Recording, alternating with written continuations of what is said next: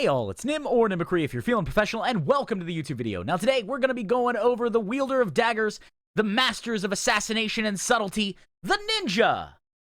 Also, there will be no Naruto jokes in here as far as I'm aware. So fanboys, dislike the video now. But if you like what I do, or the channel in specific, why not hit subscribe and hit that notification bell to stay up to date with everything the channel does? In addition, I have been told to push this more often. I stream on Twitch every Friday, Saturday, and Sunday at 6 p.m. Eastern Standard Time, generally in the Final Fantasy category, but every Saturday we do something a little different. Also on screen right now, you will see a list of patrons. These wonderful people support a small creator like myself, and I am grateful for their support. If you'd like to join them, you can join them at patreon.com/Nimicry. But without further ado, let's talk about the ninja, Smoke Bomb! The ninja. Now, while the ninja did exist in Final Fantasy IV with Edge, and also existed in Final Fantasy V, I have to go with Shadow being the archetypal ninja for me as a Final Fantasy player. And Shadow, of course, was in Final Fantasy VI or in the US Final Fantasy III. I enjoyed Shadow a great deal. One of my favorite classes, and I always thought he was a really cool thing, especially with Interceptor being a dog. It's like the dog bites, but sometimes it doesn't. It was great. So if you haven't had a chance to play any of those games, please. They are excellent RPGs, and I recommend them highly. So the ninja. So it seems like the ninja's gotten a bit streamlined, but it does have a few cool new tools that will change up the way the job currently plays.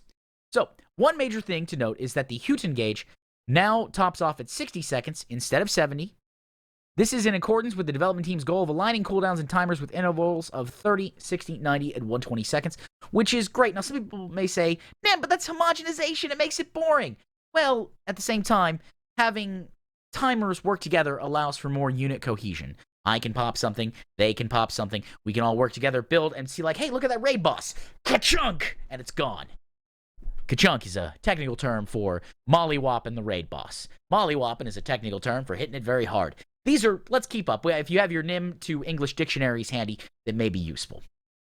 However, to help with Huton's upkeep, a new GCD weapon skill called Hiragen at level 60 refreshes the active Huton by 30 seconds. It also straight up grants Huton for a full 60 seconds if it's not active. So again, they're smoothing it out, eliminating pain points in the rotation. Now, when I talk about pain points, I mean things that are redundant or things that you have to do. You have to do one action to apply and another action to upkeep. Why do that? Why just have one action? Create more complex mechanics, smoother rotations. Simpler rotations allow for more complex mechanics because then you can allow yourself to actually be engrossed in the fight while still being effective and not a drag on the party. That being said, some players like really, really complex classes, and there are classes for that. The monk, the summoner are two that come to mind. Now, since it's not a combo weapon skill, you can get all the benefits on its own. Additionally, the off GCD, Assassinate, now turns into Dream Within a Dream. At level 56, instead of them existing as two separate actions. See, right there, perfect. Instead of existing as two separate actions. Because here, the problem is you don't want to have ability bloat.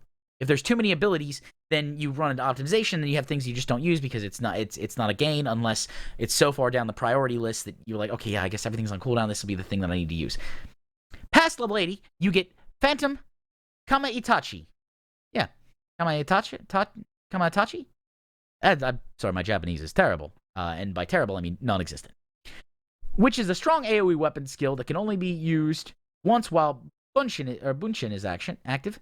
And Hollow Nozuchi at level 86, which enhances your AoE weapon skill, Hak Mujinsatsu. I think I might have got that one right.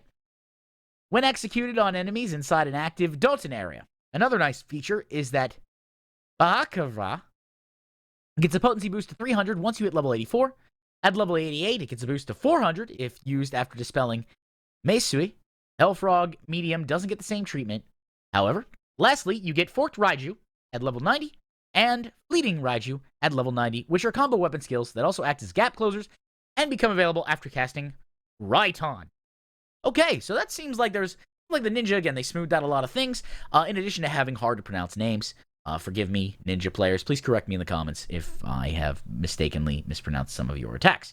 Now, let's look down the ninja action traits. We have Hiragen, that's gained at level 60, and delivers an attack with a potency of 200, grants Huton the duration of 60 seconds. If already under the effect of Huton, extends the duration by 30 seconds to a maximum of 60 seconds. Phantom Kamaitachi, gained at 82. Your shadow deals wind damage to target and all enemies nearby it with a potency of 550 for the first target and 50% less for all remaining enemies. Can only be executed while under the effect of Bunshin. We have Hollow Nezuchi. All enemies standing in the corrupted area of Dalton take additional earth damage with a potency of 100 for the first enemy and 50% less for all remaining enemies. Requires Hake Munjinsatsu to be executed as a combo action. Effect can only be triggered while Doten active. So keep that in mind that you can't get the extra damage unless you requires unless you get Hake Munjinsatsu to be activated and have Doten up as well, and they need to be in the area. Fort Raiju. This is gained at level 90. Rushes the target and delivers a lightning attack with a potency of 400. Grants Fleeting Raiju Ready, and the effect it lasts for 15 seconds. Increases the Nimicry gauge by 5 and can only be executed while under the effect of Forked Raiju Ready. It cannot be executed while bound. Which is interesting. You'd think the ninja, being a master of assassination and slipping in arts, would be able to execute gap closers while bound, but maybe that's for balancing purposes. The Fleeting Raiju rushes the target and delivers a lightning attack with potency of 450. Combo action with Forked Raiju can only be executed while under the effect of Fleeting Raiju Ready, and it cannot be executed while bound. It cannot be assigned to a hotbar.